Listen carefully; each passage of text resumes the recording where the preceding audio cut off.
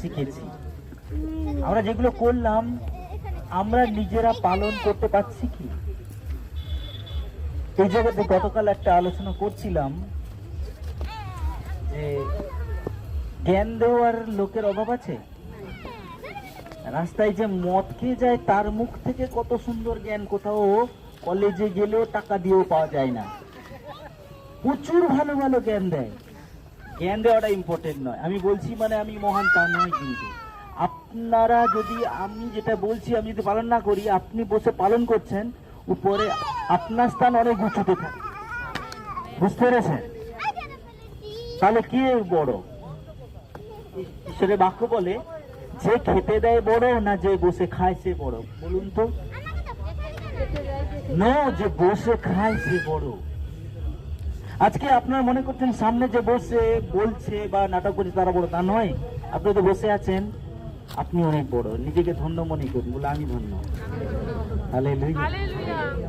আজকে যে পরিস্থিতি আমরা যতজন হয়েছি, বাইরে মন আমরা এদিক সেদিক দেবো না, আমরা শিখি ঈশ্বরের বাক্য। কারণ আমরা প্রত্যেক বছর যিশুর জন্মদিন পালন করছি, মৃত্যু দিবস পালন করছি। তার মানে কি এরকম চলছে জাস্ট মনে করার জন্য?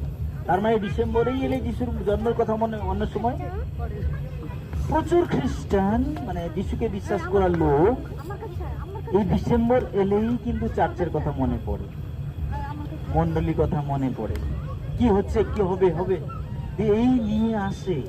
আপনি কি মনে করেন ঈশ্বর ওরাতে সন্তুষ্টি? ঈশ্বর সন্তুষ্ট?